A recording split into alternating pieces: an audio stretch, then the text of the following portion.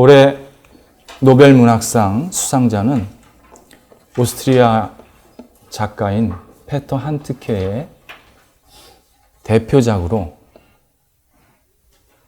페널티킥 앞에 선 골키퍼라는 작품이 받았습니다. 수많은 관중이 딱 한 사람 골키퍼를 쳐다보고 있는데 막상 이 골키퍼는 공이 어디로 올지 모릅니다. 그러면서 상하 좌우로 끊임없이 움직입니다. 그 순간 골키퍼는 세상에서 제일 불안한 존재입니다. 소설 속에서 주인공은 글 시작부터 끝날 때까지 읽는 사람이 이해할 수 없는 행동들을 계속합니다. 한편으로는 상처와 거절 때문에 세상의 눈치를 보는 한 인간을 처절하게 보게 됩니다. 이 모든 행동의 이유는 불안하기 때문이었습니다. 뒤처질까봐, 무시당할까봐, 계속해서 일자리가 없어질까봐 끊임없이 일탈적인 행동을 합니다. 우리들에게도 불안이 있습니다. 공부를 하지 않아도 책상에 앉아 있습니다. 그리고 가방에는 늘 책이 가득 채워져 있습니다. 요즘에는 책이 핸드폰으로 바뀌어서 핸드폰을 손에 놓지를 못합니다. 분명히 필요 없는 물건인 줄 아는데 계속 물건을 사들입니다. 약속이 없는데 괜한 일을 만들어서 끊임없이 약속을 이행해 나갑니다. 어떤 경우는 다른 사람들은 다 괜찮게 사는 것처럼 보이는데 나만 불안합니다. 그래서 더 불안합니다. 사람이 불안해지면 도망가고 싶고 방황하고 잘못된 행동도 아무렇지도 않게 행하는 모습을 보게 됩니다. 우리 일상에서 불안한 감정을 가장 대표적으로 표현하는 말이 형편이 나아지면 이라는 말입니다. 예수님 믿으셔야죠. 형편이 나아지면요. 이제는 조금 의미 있는 일을 좀 하셔야죠. 형편이 나아지면요. 형편이 나아지면요는 내 불안이 조금 줄어들면요. 이 말과 같습니다. 하지만 형편이 나아진다고 불안이 줄어들지는 않습니다. 그 형편이 나아지는 개념이 사람마다 조금씩 다르지만 나아지면 또 다른 걱정거리에 계속 불안은 유지가 됩니다. 결국 형편이 나아지면 뭘 하겠다라는 것은 나는 앞으로 이 일을 할 수가 없다. 이 말과 같습니다. 내가 불안이 사그라들면 예수님을 잘 믿는 것이 아니라 예수를 진심으로 믿기 시작하면 내 안에 있는 불안 요소들이 하나씩 제거가 되기 시작합니다. 사도 누가는 처음 예수를 믿은 그리스도인들이 개인적인 시대적인 불안을 극복하고 평안하게 안정되게 성장하고 있었다는 것을 우리들에게 알려주고 있습니다. 예루살렘은 예수님을 처음 믿은 사람, 그리고 그 믿은 사람들이 모인 교회가 새롭게 시작된 장소입니다.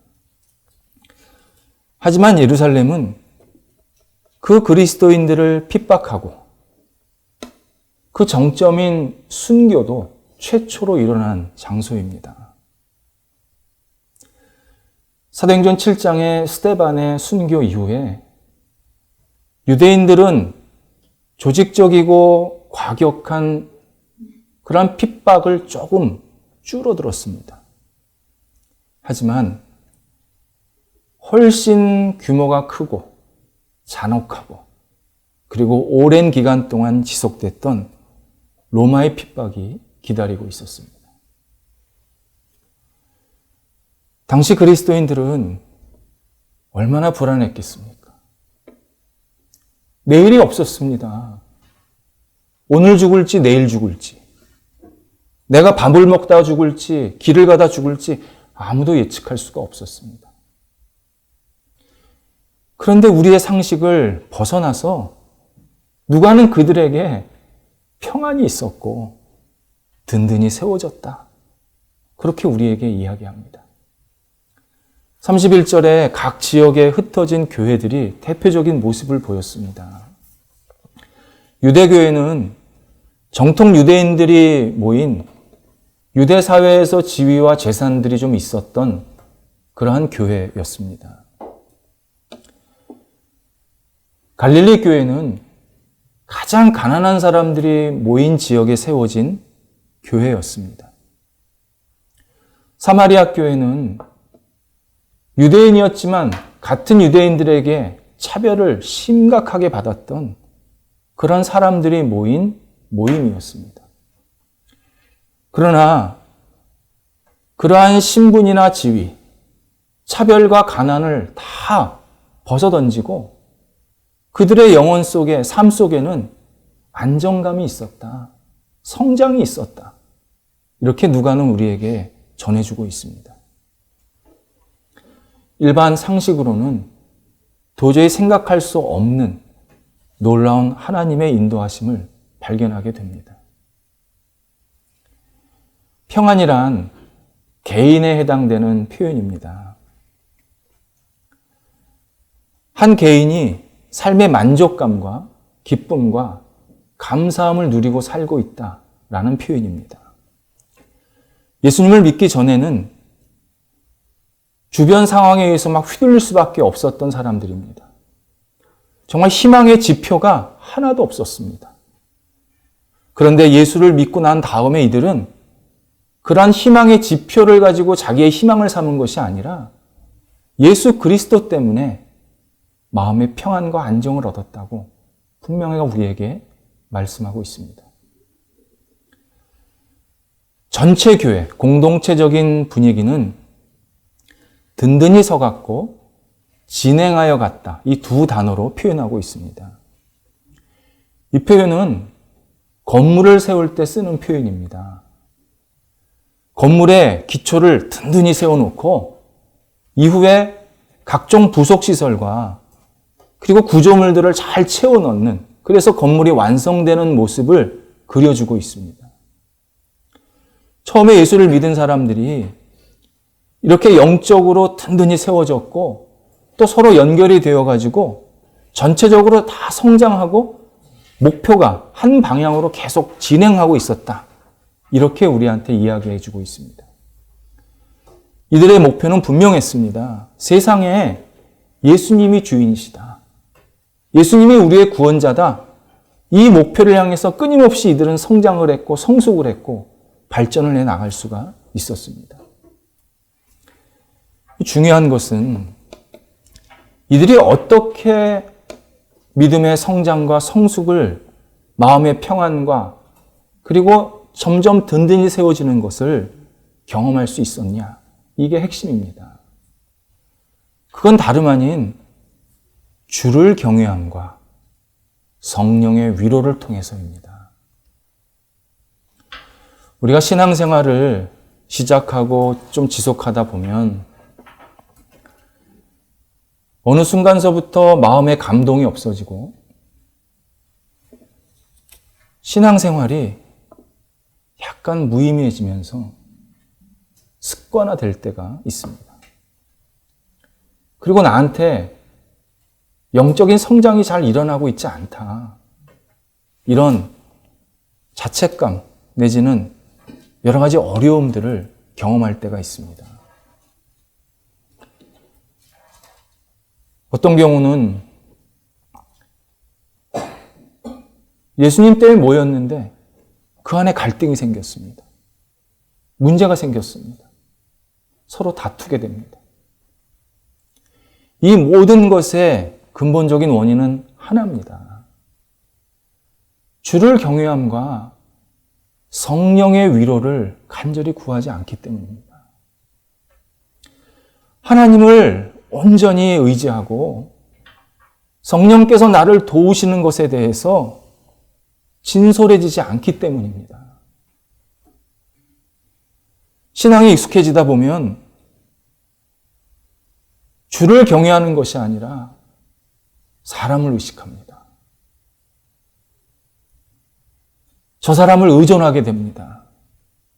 저 사람이 세상 속에서 또는 우리 신앙의 공동체 속에서 이러한 중요한 역할을 하면서 한 사람에 대한 의존도가 높아집니다. 그 의존도가 높아지면 높아질수록 인간의 죄성이 나오면서 그 모임은 굉장히 어두워지기 시작합니다. 또 신앙이 익숙해지다 보면 성령의 위로를 간절히 구하는 것이 아니라 사람들의 평가와 인정을 갈구합니다.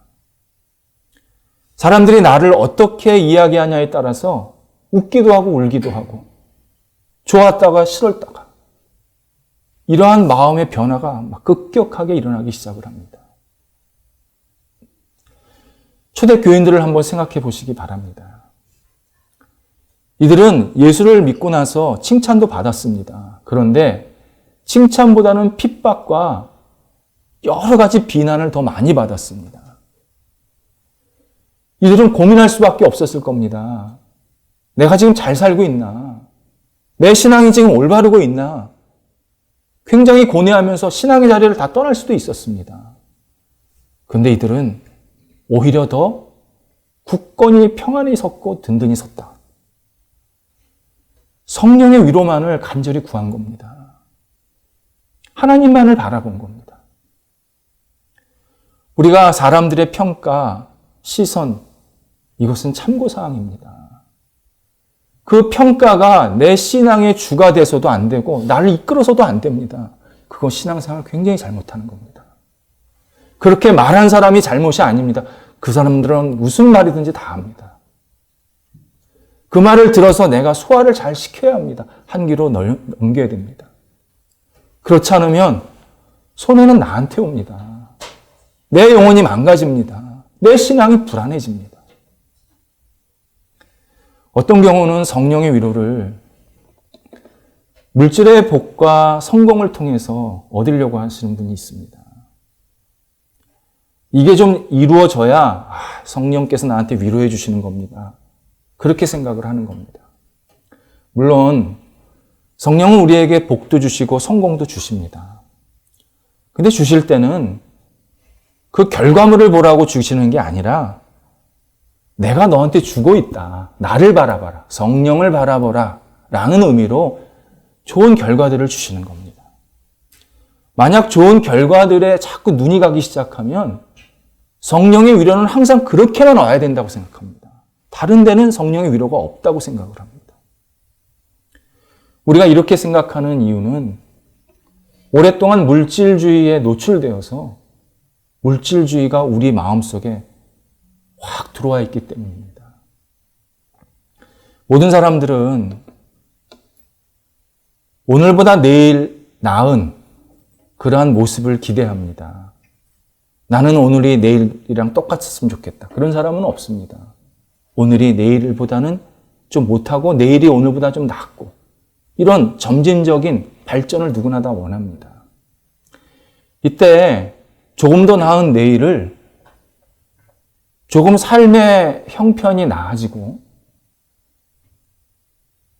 모든 문제를 경제적인 방식으로 해결된 상태라고 생각하면 이것은 분명히 물질이 신이 된 사회에서 우리가 살고 있는 것이 맞습니다. 물질이 신이 된 사회는 본질에서 한참 벗어난 해결책을 쓰는 사회입니다.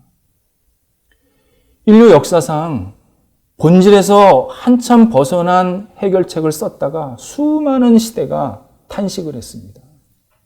우리 시대도 마찬가지입니다. 항상 그 결과는 똑같았습니다. 비극이었습니다. 비극이란 뭐냐면 경제적인 문제, 사회적인 문제가 잘 해결되는 게 아니라 그 물질주의가 경제적인, 사회적인 문제를 더 심각하게 만듭니다. 그리고 우리를 헤어나지를 못하게 합니다. 완전히 노예로 삼습니다. 특별히 물질이 신이 된 사회는요, 구원보다 먹을 것을 더 추구합니다. 자유보다 균등을 더 추구합니다. 우리는 억압 싫어합니다. 그런데 물질이 주인인 사회는 내가 먹을 것이 생기면 억압받아도 괜찮다 생각합니다. 내가 남이 받는 것을 못 받으면 분노하는데 내가 받는 것이 있으면 나한테 자유가 좀 없어져도 괜찮다 그렇게 생각합니다. 우리에게 구원과 자유가 없으면 사람은 절대 인간의 존엄성을 갖고 살 수가 없습니다. 우리 다 로봇가 되어야 됩니다. 하라면 하는 거고 하지 말라면 하지 말아야 됩니다. 그래서 공산주의가 무너진 겁니다. 예수님께서 우리가 예수님을 믿는 순간에 먼저 주신 것은 먹을 게 아닙니다. 구원과 자유입니다. 우리가 구원과 자유를 받으면 자발적으로 열심히 삽니다. 그리고 희생도 합니다. 부지런해집니다. 내 삶의 형편과 관계없이 감사합니다.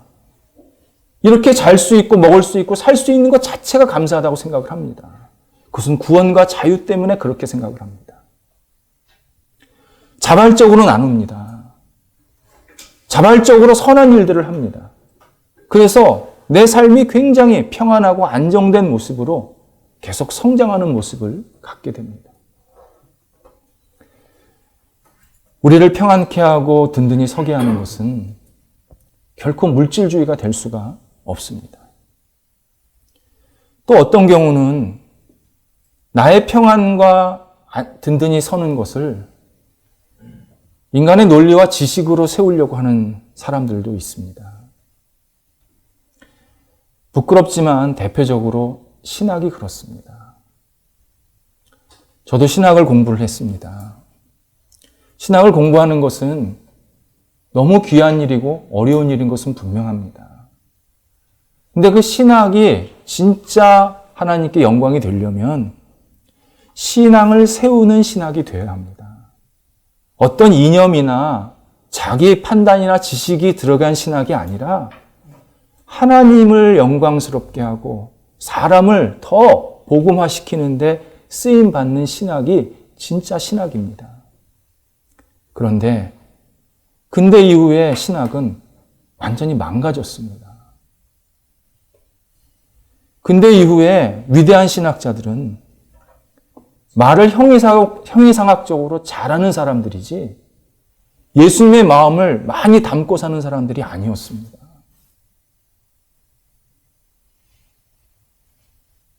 예수님의 말씀은 되게 단순합니다. 명쾌합니다. 그런데 그 예수님의 말씀을 연구하는 신학자들의 말은 어렵습니다. 복잡합니다. 토론의 장에 딱 올라가면 예수님이 하시지 않은 어휘와 어조로 확 바뀝니다. 그리고 지식을 막 드러냅니다. 듣는 사람들이 헷갈립니다. 그러니까 예수님이 주라는 거야, 아니라는 거야. 내가 신앙이 있어야 된다는 거야, 없어도 된다는 거야. 끊임없이 우리를 갈등하게 만듭니다. 예수님의 말씀에는 고차원적인 추론이나 자기 기만적인 변증법 하나도 없었습니다. 그분은 일상적이었고, 그리고 구체적이었고, 명쾌했습니다. 신앙은 배우는 게 아닙니다. 내가 아는 것을 실천하는 겁니다. 신학이 이 정도니까, 하나님을 연구하는 게 이 정도니까 일반 학문은 말할 것도 없습니다. 서로 사랑하라. 왜 이거를 글로 설명하고 책으로 이해하려고 그럽니까? 사람들이 사랑을 논리적으로 잘 설명해야 예수님을 받아들입니까? 아닙니다. 사랑의 실천을 함께 경험하면서 예수님이 좋으신 분이구나. 나도 예수님 믿고 싶다. 이런 바람이 생깁니다. 신앙의 힘이 여기에 있습니다. 내가 예수님의 말씀을 실천하고 예수님의 말씀대로 살기를 시작하게 되면 내 영혼의 평안과 든든히 세워지는 모습이 계속 일어납니다. 그런데 우리가 하나님만을 의지하고 예수님의 말씀을 붙잡고 사는데 그럼에도 불구하고 우리가 자꾸 흔들릴 때가 있습니다. 다름 아닌 어두운 세력이 우리를 공격할 때입니다.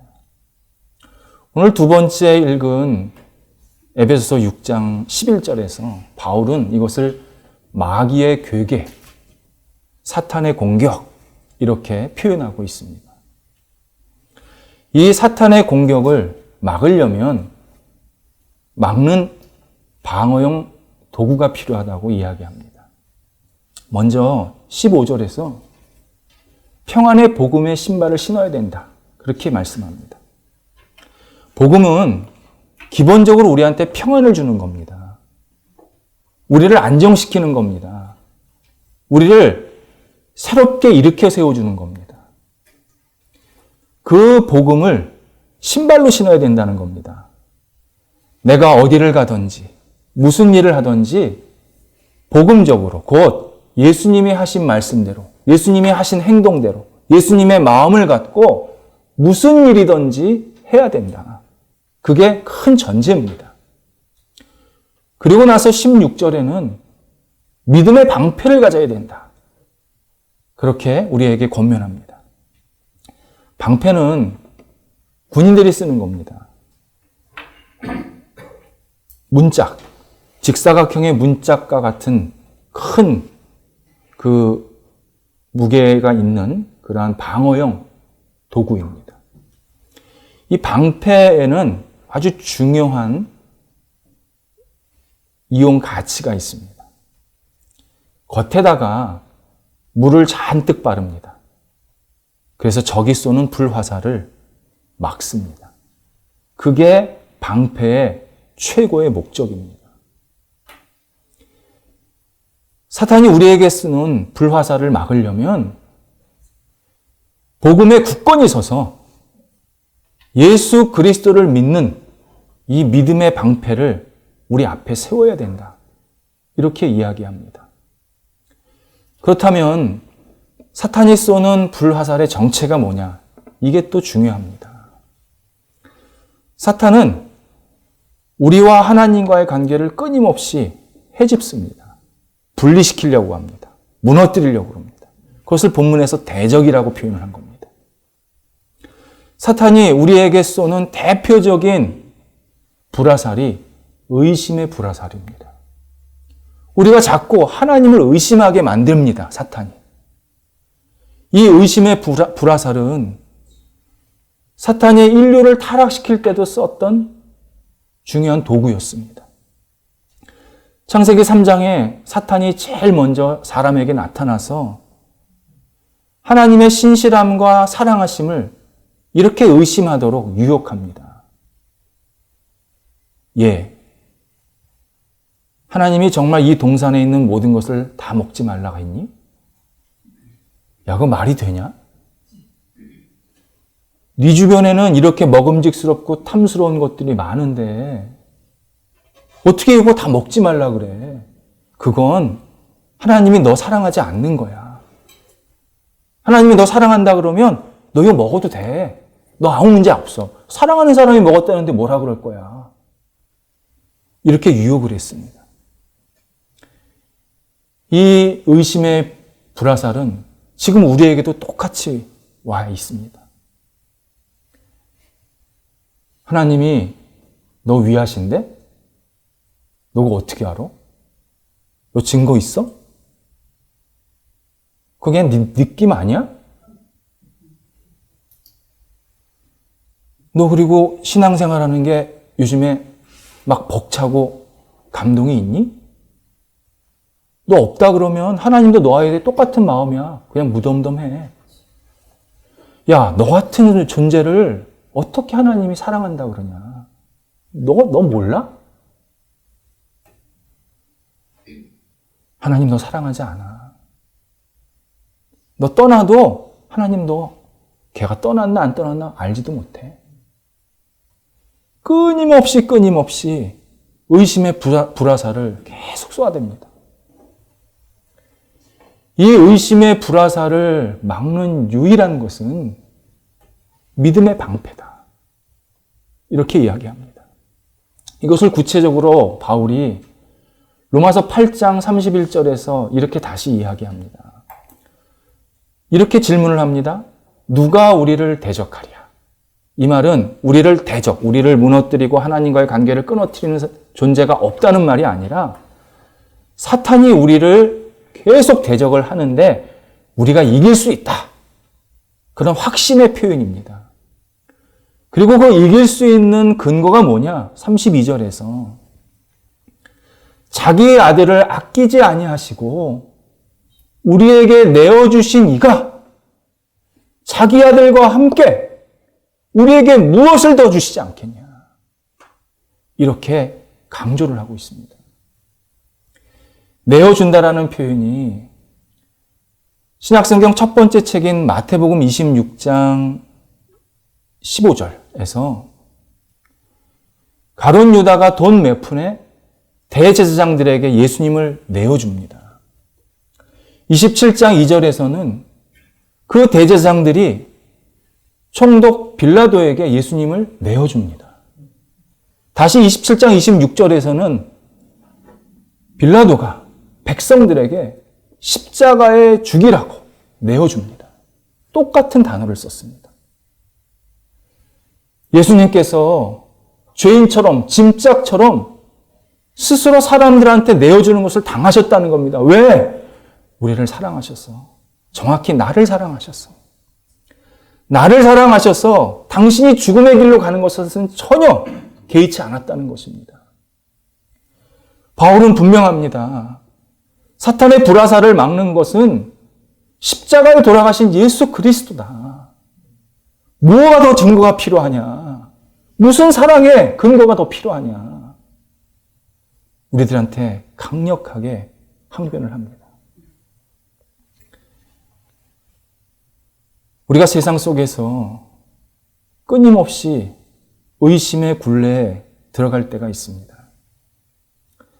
그때 나를 위해서 십자가에 돌아가신 예수님을 더 깊게 생각하셔야 합니다. 십자가에 돌아가신 예수님을 생각을 하면 내 마음속 저 깊은 곳에서부터 잔잔하게 올라오는 하나님의 사랑이 느껴집니다. 아, 내가 지금 이런 사랑을 받고 있구나. 물론 우리 그런 사랑 받을 만한 자격 한 사람도 없습니다. 그래서 어떤 사람은 그렇게 질문을 합니다. 아니, 나 같은 사람을 뭐가 좋다고 사랑하시나요? 내가 잘한 게 없는데, 내가 하나님께 드러낼 만한 것이 하나도 없는데 왜 나를 사랑하신다 그러나요? 나 그 사랑 부담스럽습니다. 그렇게 말합니다. 그러나 여러분, 이게 하나님의 사랑의 본질입니다. 하나님의 사랑은 무조건적입니다. 절대적입니다. 인간의 사랑과 다릅니다. 그래서 위대한 겁니다. 나라서 사랑하시는 겁니다. 내가 무엇을 갖췄기 때문에, 내가 무엇이 있기 때문에 사랑하시는 게 아니라 나라서 하나님께서 나를 사랑하십니다. 그래서 이 사랑을 우리 마음속에 담고 살면 내 삶이 변합니다. 그리고 내 주변이 변합니다. 예수님께서 이 땅에 오신 것은 우리에게 이 사랑을 확인해 주면서 우리의 영혼이 든든히 서고 그리고 더 앞을 향해서 진행해 나갈 수 있도록 큰 기틀을 우리들에게 허락해 주시기 위함입니다. 이번 한 주간 예수님이 나를 위해서 십자가에 돌아가셨다. 내가 참 사랑받고 있구나. 이러한 사실을 우리 영혼 속 깊이 다시 되새기는 시간이 되어야겠습니다. 그러면 하나님께서 내 삶을 더 평안하고 든든히 세우셔서 나를 통해서 우리 주변을 그리고 나 자신을 더 성숙하고 성장시키시는 한 주간이 되게 하실 것입니다.